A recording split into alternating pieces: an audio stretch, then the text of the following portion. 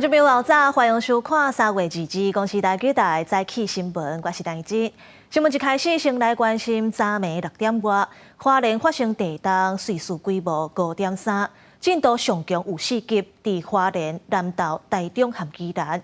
花莲有民众讲，这地震是成为顶下骹摇，才阁变正倒面海，因为地震即往花莲的火车嘛拢慢分。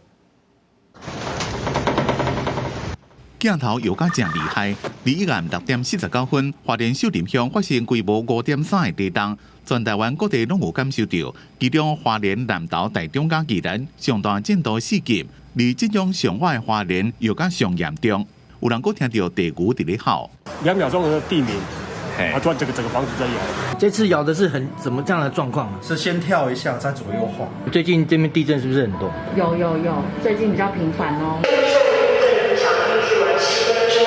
受地震影响，宜兰到水尾之间各组列车拢有延误。根据中央气象署的报告，震央是伫咧花莲县政府西北边13.2公里，是伫花莲县秀林乡，地震深度20.2公里，是极浅层地震。气象署解释讲，地震主要是因为花莲外海菲律宾海板块向欧亚板块下骹插点落去。 地震发生10秒钟了，就对花莲发国家级的警报。北部震度只敢若1、2级，也不过也是感受会到。那特别提到，在新北市跟台北市，由于有一些高楼，那高楼在受到这个地震影响之后呢，它的摇晃会特别的显著。 好加在无传最严重的灾情，气象署讲，根据统计，这边震央的附近，今年到即马规模5以上的地震总共发生过8遍。另外，这个地区也有真侪小型的地震，估计数落来3天，会有规模4.5到5的地震。记者综合报道。来关心天气，今仔日和昨差不多，各地头的天气拢正稳定，日是温暖，淡薄仔小热，若早暗会较凉冷，咱来看温度。 今仔日北部甲东半部高温有24度到26度，中南部是26度到28度。我内陆山区的所在会感觉较热，过昼了后，西半部的山区可能会落38雨，不过落雨范围较细，落一时啊就会变好天啊。若明仔载天气嘛和今仔日差不多，干那要注意金门马祖较会大雾，云较低，会影响视线。 北若到大水期的时，水库拢强要大底。不过中央大学有发现讲，就算台湾水情硬斗的时阵，桃园新屋海岸地下水出水量同款是真济，一年有1亿吨遐济，大概是石门水库一半的量。未来可能会当研究讲，要安怎运用，才袂伤害环境。 石门水库持续降低，目前欠水率7100万吨，欠水率差不多34.8%。今年春雨水比历年平均较少，桃园一天民生用水120万吨，翻新是由翡翠水库调供逐天77至81万吨。另外，农业用水嘛欠水3成，即卖已经顺利完成春耕犁田用水的供应。 从去年的11月进入枯水期到3月为止，确实降雨量的部分是历史平均值的差不多4到5成，略微偏低一点。因应气候变化冲击，石门水库水情定定正暗。中央大学地球科学院团队伫新澳临海工作站透过污水井调查发现，新澳海岸段地下水出流量真丰富，逐天流出量差不多1亿吨，相当是半个石门水库的水量。 地下水出流量非常丰沛，整个盐水器呢也被推到外海100-200米，所以在海滩上面的井呢，基本上是滞留井，而且是淡水的出流。这次的研究，我们用物理的模型，然后去估算它的这个出水的量，那再去乘上它的这个截面积之后，我们可以得到一个大概每天30万吨的这个出水量，未来是可以作为这个水资源的一个使用，是有这个潜能在。 中大研究团队表示，研究团队用正水井深入地下100公尺，发现抽出来也是正水。总共伫2021年做断挖期间，拄到台湾56年来上界严重的欠水危机，地下水的出流量也是真丰富。未来会当做水资源使用，不过安怎抽水开发，才会造成海水入侵，也甲地层塌落去。这牵涉到政策、科学甲工程真侪挑战。另外，还佫兼顾出海口生态平衡。记者综合报道。 台积电要伫家己起2间封装厂，头一间2018年要量产，到时一天爱用36000吨的水。外界就烦恼讲，这会影响婚林和家己的用水。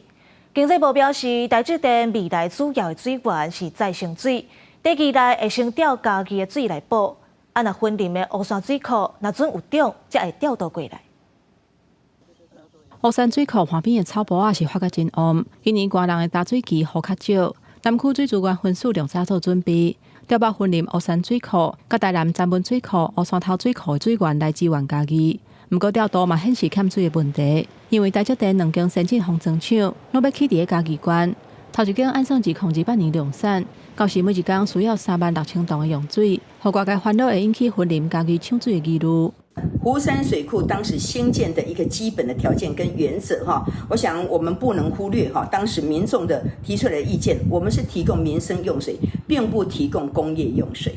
张立生是真不满强调讲，婚林的水电人才拢无欠缺，台积电若进驻婚林，根本就无需要用到乌山水库的水源。因若家己县长洪忠良表示，水资源的应用是整体性的问题，不是管气概算的问题。云林县的湖山水库大概76%的集水面积是在嘉义县，所以我们希望大家为了台湾的整体发展，为了产业的发展，那我想我们应该要共享水源。婚林家己抢水的问题，正做立法院关注的焦点。虽然经济部讲，西部龙岛有真珠串计划，南北水资源互相调度，而且台积电有再生水厂应用。不过立委嘛质疑讲，再生水敢有够用？再生水厂现在设大概也要4、5年的时间，好，那所以这个设了以后呢，基本上就可以他们由这个再生水来供主要的水，主要的来源是再生水跟海淡水，以及当地既有的水源，像蓝潭、仁义潭，整个嘉义地区它的水资源调度跟台南、云林是结合在一起的，不管有没有台积电。经济部表示，台积电未来长期供水的来源是再生水。短期内虽然海水淡化厂还阁伫个规划会有调度的问题，不过会优先使用家己县的水源。乌山水库若有量上的时阵，才会调度供应。记者综合报道。美国的联准会宣布要维持利率无要改变，而且今年的利息应该会甲落3码。不过，咱中央银行昨煞是宣布讲，国内利息要升半码。中央银行的总裁杨金龙表示，主要是要压制电钱起价了后造成的通货膨胀有机心理。中央银行会继续关心电钱对物价影响。结束连续2天的会议，美国联准会宣布维持利率不变，联邦资金利率目标区间保持伫5.25%至5.5%。但伫注意的是，为利率点阵图显示，到今年年底为止，有价会降息3摆，1摆1码。Policy rate is likely at its peak for this tightening cycle, and that if the economy evolves broadly as expected, it will likely be appropriate to begin dialing back policy restraint at some point this year. 这项决策互不少投资人心确定，美国一日起主要指数收盘拢创历史新高，道琼工业指数收伫39000多点，标普500指数更加是头一摆冲破5200点大关。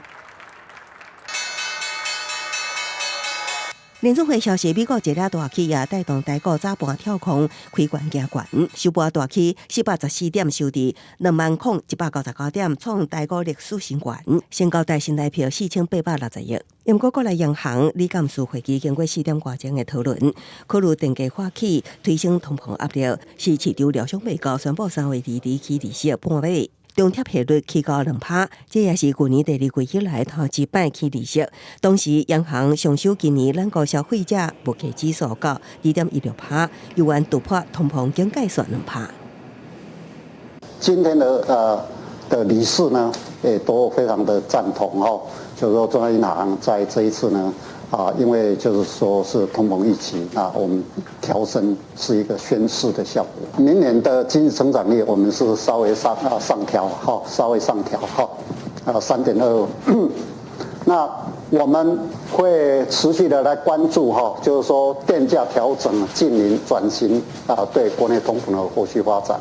杨金龙表示，这摆起利息调整是一步一步，是反映经济面的措施去压制通膨。不过，伊也认为通膨是中长期影响，那第4季会当降到2%以下，其他国家也调降，有计维持现况，安尼服务率通膨就会降落来。记者综合报道。今仔日报纸写啥物？做伙来看早报重点。先看自由时报。今仔日要开电钱审议会，决定4月电火钱要起偌济。根据经济部的方案，这届平均要起11%，工业用电、民生用电拢会起。一个月用700度以下住户，大概是爱加纳21块。按那用电用较上重的是起15%到75%。来看联合报，美国印太司令部的司令讲，美国陆军特种部队无要驻守伫金门。另外，佮讲中国当咧照习近平的指示，在2007年以前做好拍台湾的准备。来看中国时报，前年中国是定定出动无人机去金门乱，咱国防部就有办无人机反制研究案。不过检察院调查发现，国防部毋是正常编预算，颠倒是甲国防工业发展基金会请钱。另外，中科院采购无人机嘛有无合理的状况。所以，监察院是甲国防部、佮有陆军司令部提出纠正。又佮有中国渔船走入来咱的禁止水域。拜三下晡的是，咱的海巡署去庇护七米、鸟苏佮有草苏附近，甲7只中国渔船赶走。不过因为风影上大，无法度上因的船检查，所以就开广播、下水炮来甲因赶走。发现大陆渔船。目前准备进行广播驱离，因海象不佳，本艇实施广播驱离。海洋有3-4米悬，一直向咱国海巡署的舰艇拍过来。就算海顶天气歹，不过甲镜头扭换一个看，会当看到中国的渔船还佫拖渔网咧航行，长头白日行过界，走入来咱国禁止水域。20下晡，海巡署派舰队驱离，发现渔船还佫超工甲船名做掉。捕船名，该船为闽叉鱼XXX号。20下晡，台北海巡队闽东南甲10087顺风艇执行护影专案，为了扫荡勤务，以雷达侦索可疑的目标。20下晡3点开始，发现伫偏湖7米、南平10海里附近的海域，有5只甲船名做掉，或者是无船名的船仔。也若伫草苏南平2.8海里附近的海域，嘛发现2只。除了淡水雷达管，还佫以水炮甲伊驱离。当时皆因海象不佳，有安全顾虑，无法登检，随即实施广播、水炮及鸣笛方式驱离陆船，向外驶离，避免大陆渔船入侵作业。最近中国渔船下过界受到外界关注，海巡署金马评分署表示，会继续徛伫个无回避、无退缩、坚定执法的立场，来维护国家海域的安全，确保海域的治安，保障咱国渔民掠鱼仔的安全。记者综合报道。咱金门有2个钓客失踪，去互中国海警救起来，却因为其中一个钓客是国军，致使中国是还未同意把这2个人送回来台湾。而且另外一个钓客有慢性病，爱固定食药啊，所以家属是真烦恼。咱的陆委会表示，目前搁咧等中国迄边的高层决定敢要放人，咱海巡署会继续来追查。金门2名钓客顶日出海未航，互中国海警船救起来。原本中国规划19将人送回，不过其中一名姓吴的查甫人，轰查出有现役军人的身份，造成送回计划有变化。国安局长蔡明安伊证实，大家拢有接到汇报，也来沟通。不过姓吴查甫人得到慢性病家属出面话声，希望将人赶紧送回来。我们的吴姓将军他本身他也有慢性病啦，那也需要药物的一个治疗。我是希望讲，怪政府个咱这议员斗3工啦，较有力的安尼甲斗3工。金门县长陈福海也表示，2个人是单纯休海海钓，因为天气变化才未航。官府也准备好水汽扫渔船，会当随时去指定海域将人接回来。海巡署强调，已经透过管道继续沟通。陆委会表示，两岸过去有真侪海上合作救援经验，拢是以人平安送回上优先。陆方这边如果有消息，那随时会知会我们。那我们海巡艇也会立即派遣进行人员海上的移交。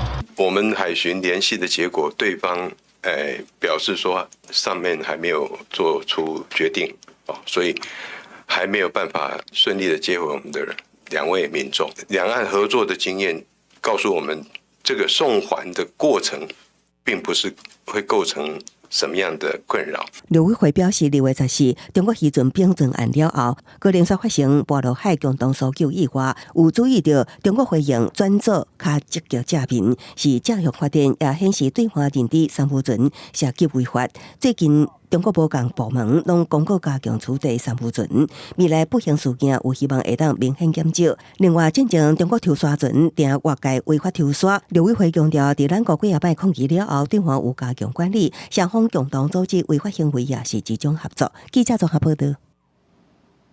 有国民党的立委主张讲，总统应该爱定期去立法院进行国情报告，而且即阵的是互问话就爱随应话。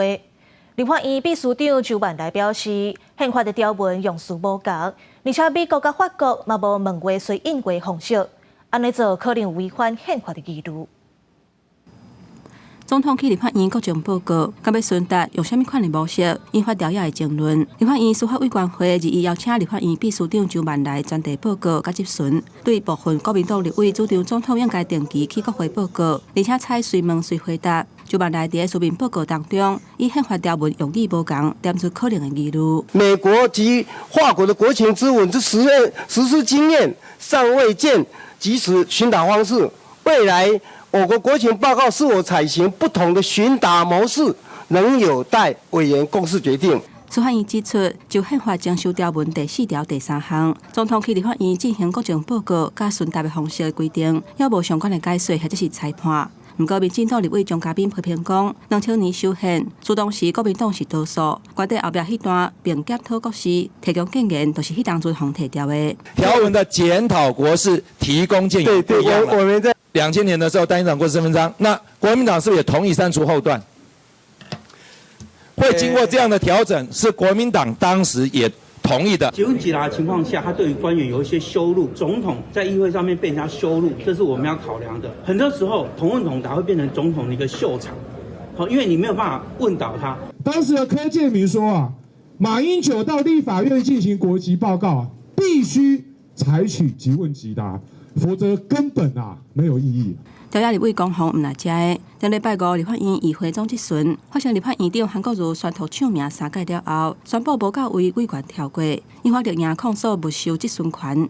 曾水雄讲，周万来无随纠正韩国瑜的错误，不过罗志强反倒转来问周万来讲，韩国瑜敢是唔对去？周万来讲无。记者综合报道。关心国际消息，来看罗西亚甲乌克兰的战争。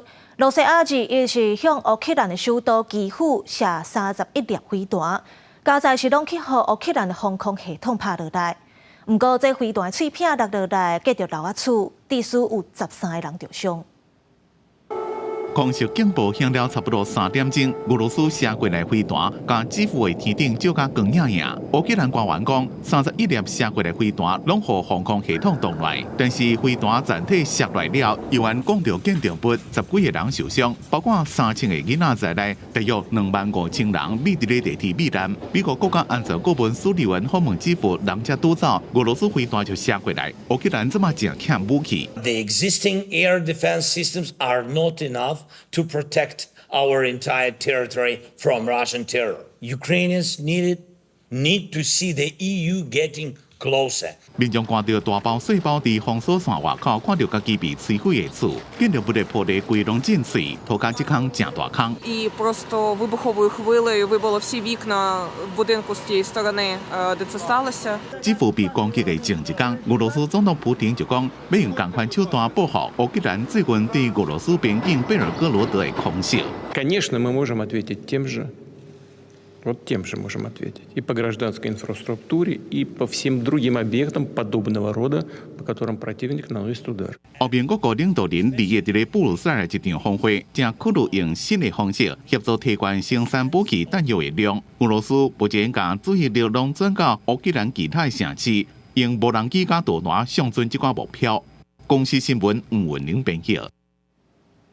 非洲的南苏丹自2013年内战以来，已经造成几60万人死亡，上百万人有路无厝，这变成是连车的都买袂起。联合国人道组织就评估，未来几个月恐惊会有22万的囡仔因为营养不良全过身。We call this stage a catastrophe. 联合国安理会拜3召开会议，讨论苏丹地区的人道危机。官员指出，苏丹当面临世界上上严重的饥饿危机，有约1800万人，相当1/3的苏丹人口，拢陷入欠食物的困境。联合国人道组织有告，情况若继续恶化，未来几个月恐惊会有22万儿童死于营养不良。A recent MSF report revealed that one child is dying every 2 hours in Zamzam camp in El Fasher, North Darfur. 当地人道组织也有联合国、粮食甲农业组织拢表示，就算是丰收季节所出现严重食物危机，不是因为天灾，而是因为店有战乱。Hunger is pervasive. It's the number one concern people expressed. There's food in the market, but it's simply unaffordable for most families. 南苏丹自从2013年爆发内战，苏丹军队甲快速支援部队一直交战，争夺国家控制权，已经造成数十万人死亡，就100万人有路无处，尤其是当逃亡海外，基础建设搁迄是破坏了。世界卫生组织 WHO 估计当地超过70%的医疗设施无法度运作。At another hospital, we visited with malnourished children and their caregivers in complete darkness. Because electricity outages, their backup generator had failed about a week prior, and so they were working in the dark and sustaining a critical cold chain vaccines with ice packs. And as we near the summer months, those ice packs simply won't last. 联合国儿童基金会表示，南苏丹的残酷内战，当中国家推向饥荒，更较有估今年会有达到370万名苏丹儿童面临严重营养不良。广西新闻新闻编译。英国王妃凯特去年耶诞节了后，都唔捌参加公开活动。就连王妃今年正月开刀住院2礼拜，王室嘛无讲是虾米情形，所以有各种谣言乱传。有媒体报讲，凯特王妃去治疗的诊所，有员工想要偷看王妃的病历表，去互撞到。位于伦敦列政公园区的伦敦诊所是一间高级的私人医疗机构。英国查尔斯3世、威尔斯王妃凯特等人最近几个月拢伫遮接受治疗。英国小报每日镜报19独家公布，伦敦诊所有员工想要违规查阅凯特的病历资料，佮指出已经有一个人去互抓到，诊所内部也当对此进行调查。伦敦诊所执行长罗素利则透过声明表示，无容允有人调工违背任何患者也是当前信任，强调会采取所有适当的调查监督甲纪律管理行动。那英国维护个人资料和隐私保护的单位资讯委员办公室也正式接到违规通报。按照2018年资料保护法律规定，无经过资料管理者的同意擅自处理公布个人资料属于刑事犯罪。皇家检察署指出，这项法律上定方用于起诉非法偷摕个人健康和金融记录的事件。王储威尔斯亲王威廉的家后凯特去年耶诞节了后，都无搁公开出现。议会时已因开刀休养2礼拜，也无说明得什么病。小报社群媒体各种留言一直传。太阳报18独家刊出一张威廉甲凯特同齐出现温莎城堡附近一间农场商店的相片，就起互怀疑迄毋是凯特本人，而是替身。公司新闻王慧文编译。今仔日国际有啥物大代志？做伙来看世界。根据日本媒体报道，有一个台湾的旅游团，30个人伫日本的京都一间烘肉店食饭，其中11个人煞是流骨吐送病院，那像是食物中毒。再来看，伫阿富汗勒权的塔利班组织表示，阿富汗的第2大城坎达哈发生自杀炸弹的攻击案，造成3个人死亡。不过病院放射讲是20个人。这阵极端组织伊斯兰国已经承认是因的出头。来看美国有一份挂机的草案，是呼吁加沙地区赶紧停战，还有以色列和哈马斯互相甲人质放走协议。这份草案要送去联合国的安全理事会表决。镜头转来到国内，去年底新北有一个高中生拿刀仔去割同学颔棍，经过地方法院少年法庭3个月调查审理。凶手和西农的查某学生涉嫌杀人罪和西农杀人罪，移送检方侦办。丰台市的学生家属就批评讲，这嫌犯根本就无咧悔改，伊的家长嘛应该爱担刑事责任。大家献花悼念往生者，受害学生因爸母嘛亲身出席活动。因的囡仔伫去年年底，伫高中校园去互同学割颔棍而死亡。新北地方法院少年法庭经过3个月的审理，一一裁定涉案的学生移送检方侦办。那经过了10次的密集开庭调查审理后，依法行使先议权。那于这个今日宣誓裁定，移送台湾新北地方检察署检察官侦办。裁定以上的理由，少年法庭认定两个人分别涉嫌犯杀人、甲教唆杀人罪，拢是上轻本刑5年以上的重罪，符合少年事件处理法相关的规定。加上行为发生的时阵嘛已经满14岁，专案也会当控告。在地检署认定就是确实有这样子的案件，他再起诉的话，他会起诉回少年法庭，再由少年法庭的部分去做审理，就会有刑责。针对父母的刑责的部分，他们希望有一个检讨。甲保护管束等等的处分来比，未来只要检方起诉，涉案的未成年都爱面临刑责。不过法律相关的规定，少年袂当判死刑甲无期徒刑，入监了后若后悔，刑期满1/3就会当假释。不过这嘛，互受害者的家属无法度接受。他如果假装，我6年、7年很乖，那就可以出来了，这样对吗？就是在保护坏人啊。家属真痛心发声，几日间诉求少年事件处理法修法。司法院回应讲，互少年家长负刑责相关的修法，要由刑法组织机关来建议。法务部表示，刑法是采购人原则，没有连坐的处分。记者综合报道。一岁外囡仔互灵母虐待死亡，引起社会愤慨。行政院长陈建仁要求相关部会讨论，看敢要设专门的儿少保护机构。卫福部社会和家庭署表示，会修法整合儿少保护和脆弱家庭的通报机制，赶紧提供访视、评估和相关服务。涉嫌将一岁查甫囡仔虐待到死的姓刘李母利益，互北检提审。案件继续引起关注，行政院长陈建仁更加指示相关部会检商，看敢是设立专责儿少保护机构。我们应该在中央政府呢相关的部会设置专责的这个机构来做一个总整的情形，包括了像产前的照顾幼儿专责医师、儿童发展这个努力等等的这些方案社家署是到行政院会报告列出案情，也有服务时数表，点出新北市社会局树英社福中心、儿福联评甲北市社会局寄托中心无尽到责任的所在，也不过新北社会局随反驳。新北市已经开案服务，不过它比较着重在整个案家的一个经济议题。那对于案童的出养必要性是不是有进行评估？台北市、新北市跟儿盟都非常努力在做很多的服务可是都没有做横向的一个联系，都是依照专业跟儿童最佳的利益来进行。事实上，按中央的法规，收出养的评估就是应该由这个中央的所核准的收出养的媒合机构来进行。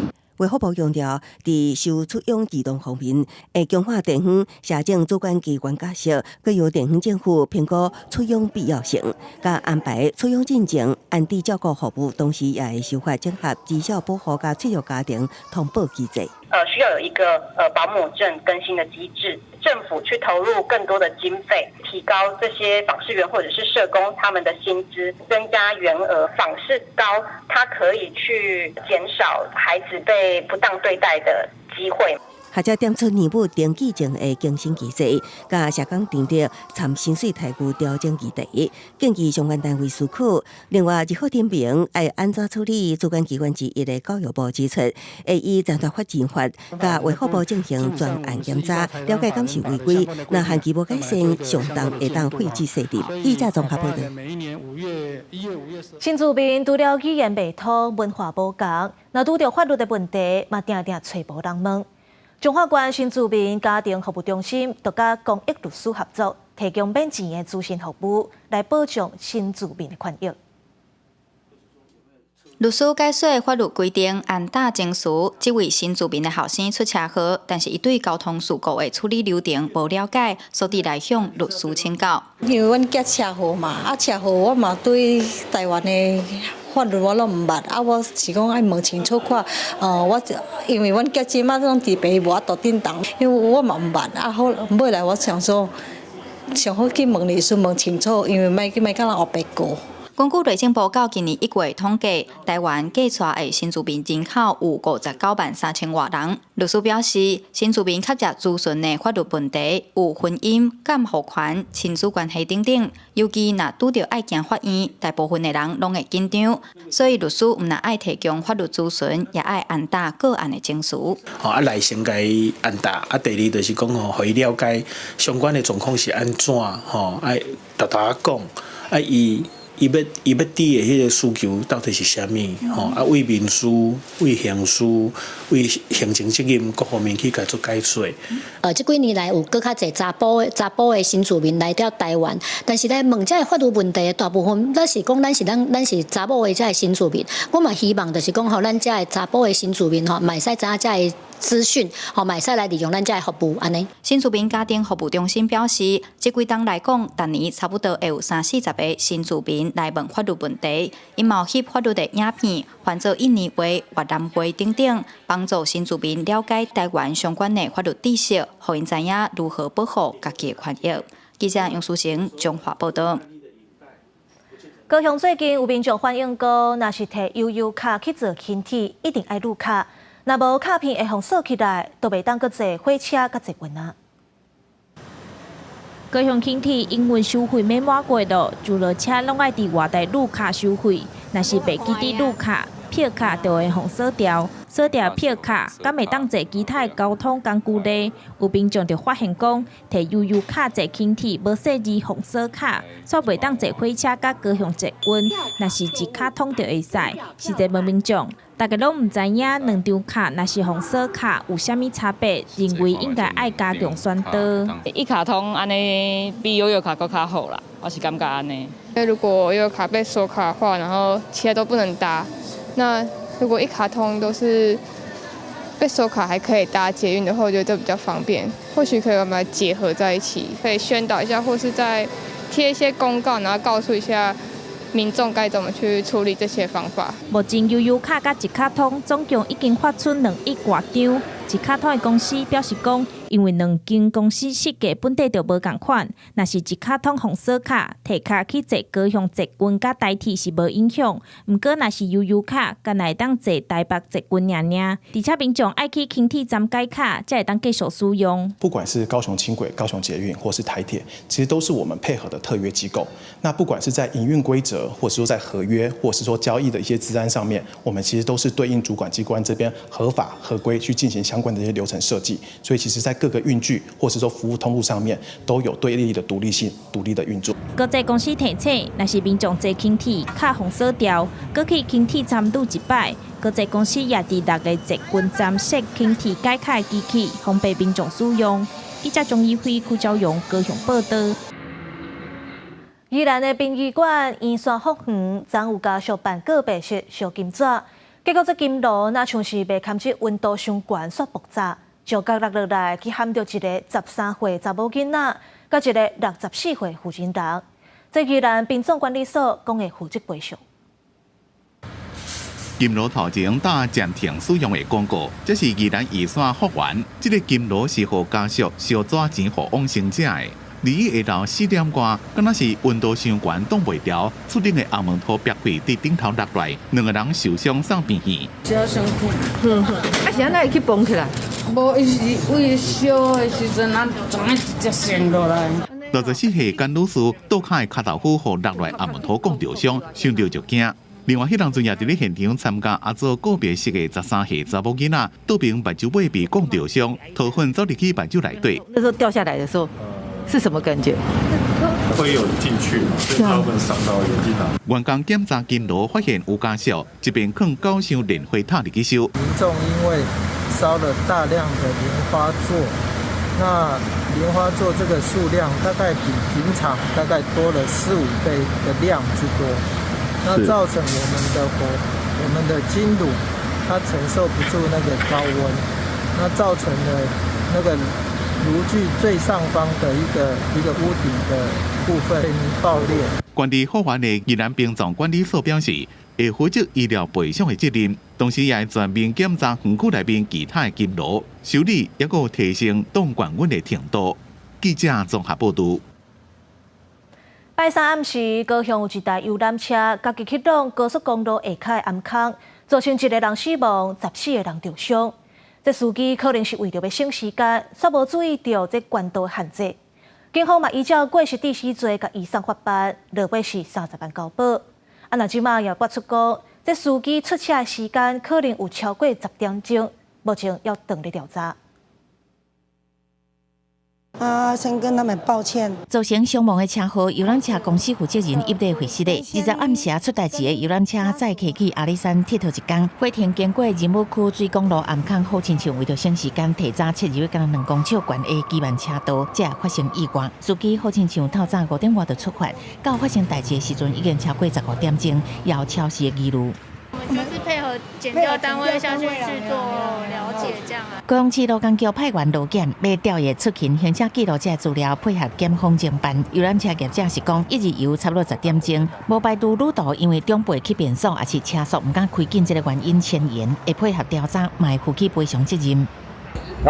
他有做一些责任，说他看到限高那边柱子上写4.3公尺。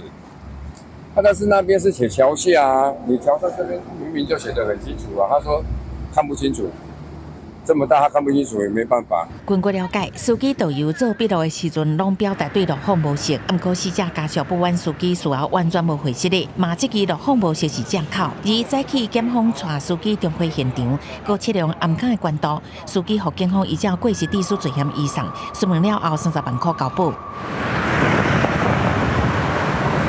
不过，这个暗坑已经不是头一届有人开入来，快车道、基慢车道限管无共，不过伫分流前才有标志，其他的所在拢看袂到。拄到暗时视线不良，确实有可能会性误。一直在反映啦，反映，偶尔发生。我们给他建议就是做一个那个蒙住型的那个。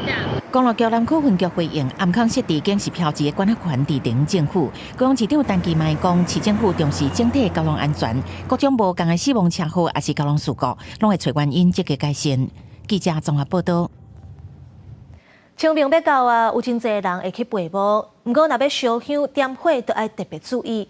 最近这台南火烧线事件有变多，亲像客家公墓拜三下晡，这草坡啊着火，拄等风正头，火是烧甲真猛。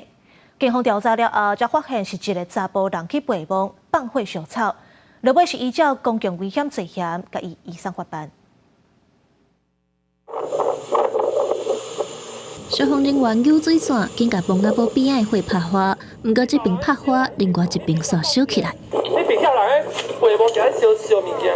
这时阵，警方嘛伫附近探查，发现这个姓郭的查甫人讲来家己厝内的墓仔堡陪墓，不过放火烧野草已经明显违法。姓郭的查甫人嘛，互警方抓起来，依照公共危险罪嫌上班。研判该起火警案为人为纵火可能性极高。警方调查后锁定犯嫌，身份为郭姓男子。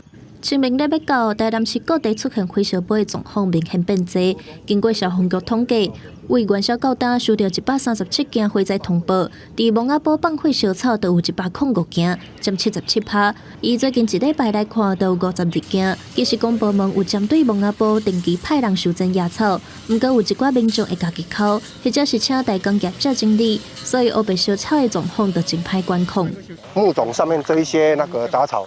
把它怎么去把它做一个清洁整理，然后有没有带走？说真的是他们失经济的行为。我们本身的情况之下，也只能够尽可能去来做一个适时的宣导。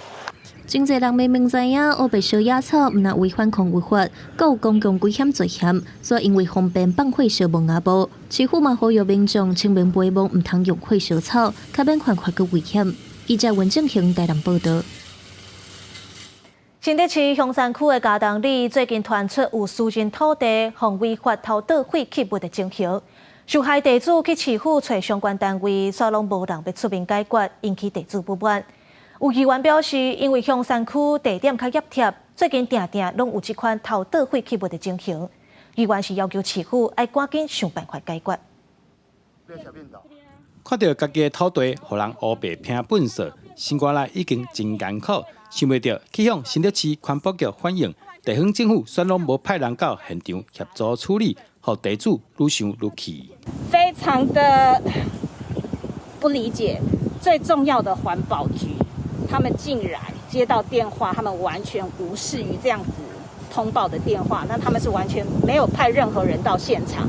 那事后我是好几次主动的到环保局去跟他们谈这个案子，那他们是要求我们提供我们在现场拍到的照片或者是影像给他们，让他们来开罚。新北市香山区最近传出一寡地区，互人恶意投倒大量的废弃物，内底有土角、阿蒙土、泰鲁等等的装潢废弃物。当地议员指出，香山因为地点较偏僻，不时拢会传出互人投倒废弃物的代志发生，要求环保单位要重视。环保局的不作为，其实是纵容这些不肖人士继续倾倒这些废弃物。除了嘉东里之外，香山的内湖、大湖还有中南岸一带，也已经成为不肖业者倾倒废弃物的天堂。召集了各局处，然后到现场进行稽查，那收集了一些现场的资料，去依照犯罪线索去溯源，持续追查行为人，也依据水土保持法把这个案子移送到新竹地检署侦办。环保局回应，目前已经抓到偷盗的不法业者，已经交由新竹地检署侦办，未来会成立专案小组，针对香山地区加强稽查。记者杜君和新竹报道。台南东山银杏的产量是全台湾上济，不过即马这银杏花煞开无一成。农民表示，主要是气候变迁才会安尼生。若农粮署讲现场确实有灾损，会协助农民申请补助。台南东山种银杏的果园，原本应该逐丛树仔爱有甜的花，也毋过煞因为气候影响，到大花拢无绑起来，开花期无开花，芳袂来授粉，买手就无结果，一冬才收成一摆，无意外这阵花开无到一成，安尼敢有救？经过了解，即摆因为树仔已经生幼叶，会吸营养分，即使袂阁开花，种10几冬的农民讲，规冬的心血乌有气，互因真无奈。今年等于免来顾啊，产量不到1成啊，你不到1成的情况之下，你要讲过来转药来顾家，其实是不符合成本啊。今年价钱一定会足悬，因为我周遭的朋友有种的人，拢讲今年无开花。东山种银杏的面积将近1400公顷，全台湾产量上介济。唔敢若银杏受到气候影响，乃至园的开花率嘛大降低。在地民意代表接到不少农民定情，20名参农粮署农改场高中会勘记录灾损状况。虽然无开花，农民也是爱整顿田园，了工个成本。农民毋望政府会当斗帮赞。都无开花，你就无法度啊，嘛是爱整理啊。无今年无整理，明年嘛无通收啊！就爱整理遐树花，内底北来花拢爱整理要清气。栽培管理上嘛是继续爱去做防治，所以嘛是继续咧囤本。农会咱嘛有来甲咱的委员反映，邀请咱的农粮署改良场相关的部会来甲咱做一个现勘，希望会当来减轻咱农民的负担。农粮署讲，根据救助办法，年经参乌叶乃至每公顷是补助62000块。因最近会赶紧甲消息公告出来，灾损确实有达到20%以上，农友得使向公所提出申请。记者李上台南采访报道。婚礼的蒜头，佮剩无半个月就要大出啦。不过土库的蒜头因为病困，即阵煞是无法度结归球，目前损失有上8万。婚林土库的蒜头，佮剩无半个月就会当采收。不过，所有农民发现，规大片的菜拢已经起黄，而且叶仔嘛已经黄去、烂去，就赶紧通报镇公所。经过农政单位的会勘，确定是病菌所造成的。亲像黄这安尼一直打的安尼啦，一直打了，阮着为上较严重，甲扣起来看，扣起来看，甲白胃拢内底拢烂去啊。紫斑病跟软腐病都非常严重。那如果说软腐病呢，又配合更多次的病态严重，又配合更多次的淹水的话，当然整区变黄化，没有办法收成，然后蒜球乱掉是很有可能。农改场表示，最近的天气变化大，加上这个病菌会透过水来传病，农民若是无对症下药，恐惊会造成更较大的灾损。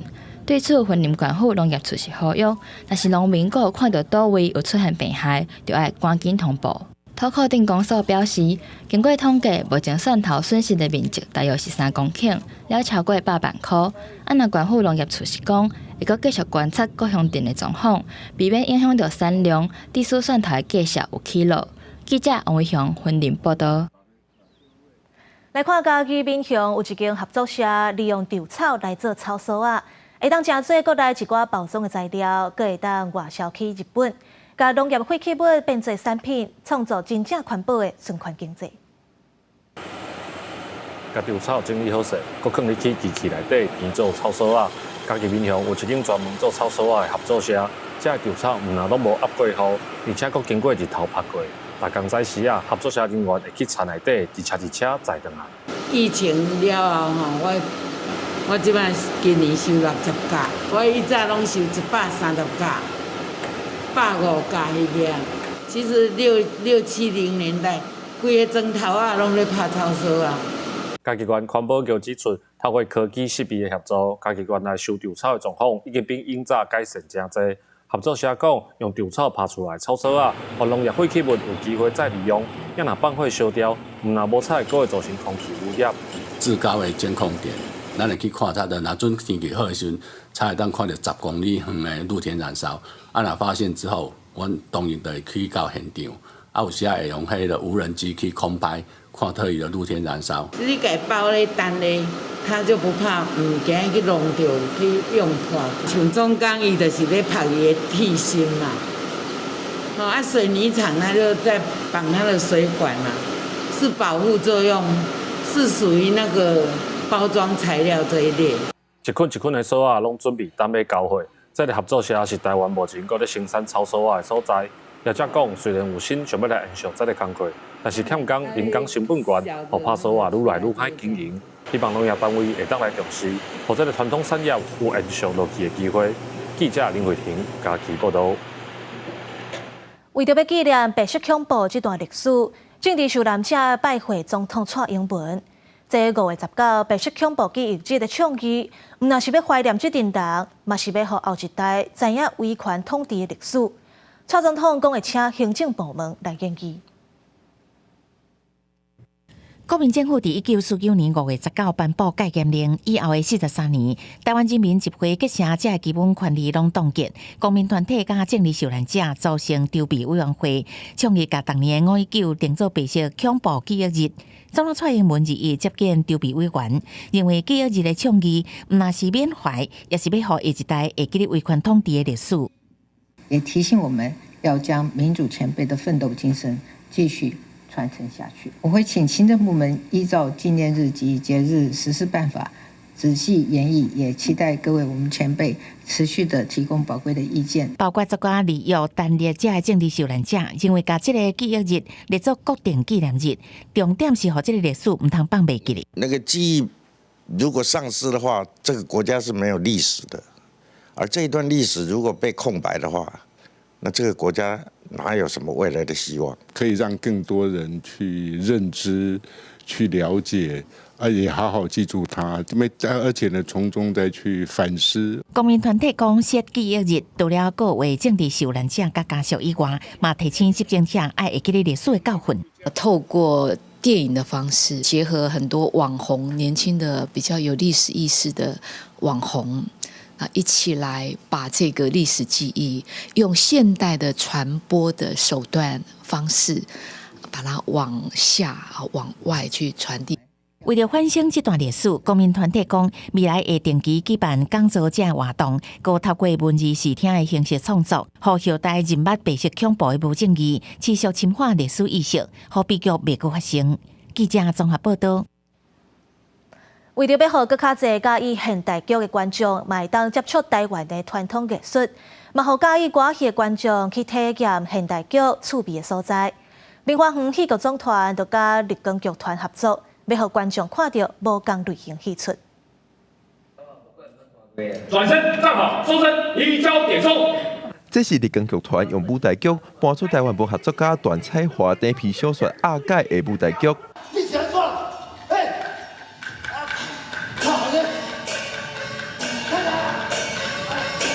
舞台雄雄设平为歌戏后台变前台，这是歌戏团明华园戏剧总团用歌戏结合台湾文学红星副作品线戏的舞台剧。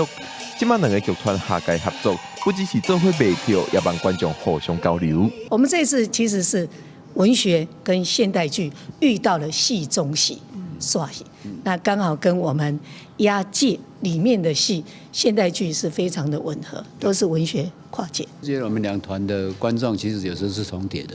是对，因为会看歌仔戏的，来看立光的戏应该没问题，因为立光的戏里面其实很多本土的元素在里面。互介意歌戏的人通进捌舞台剧，也互舞台剧的观众有接触歌戏的机会。这两大剧团也望讲，未来会使以台湾本合作基础，创作新的艺术风调。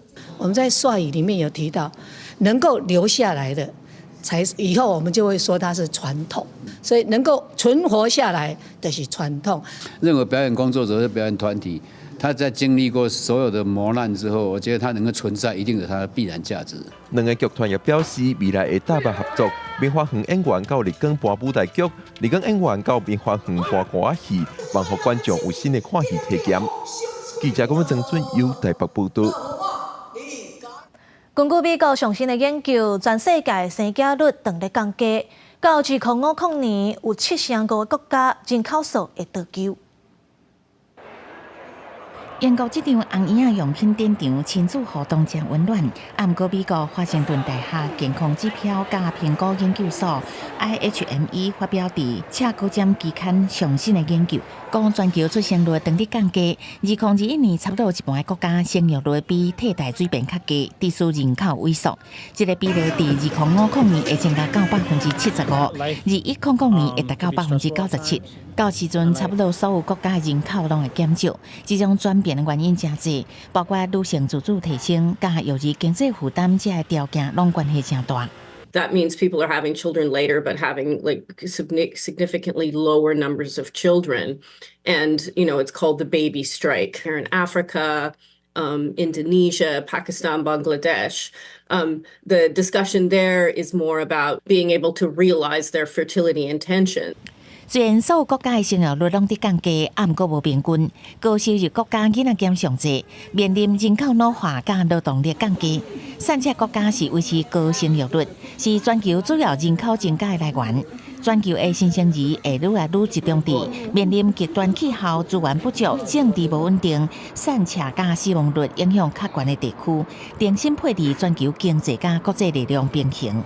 其他的人口专家是表示，这项研究是大概趋势，也有真侪变数。另外，人口减少无一定拢是歹代志，至少环境甲粮食的负担会减轻。Do we have to maintain our population size?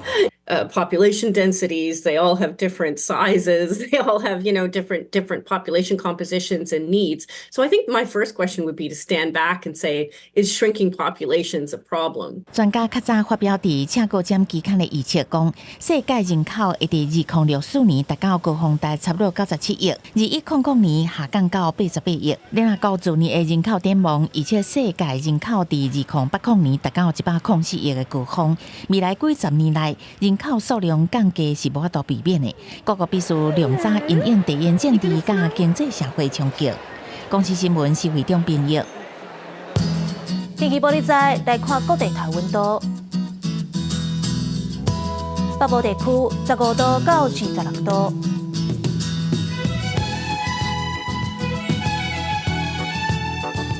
中部地区16度到28度。南部地区16度到31度，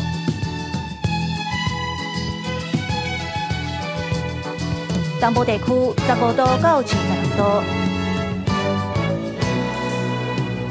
外岛地区13度到46度。感谢你收看今仔日的早起新闻，我是陈怡芝，明仔载同这个时间咱再会。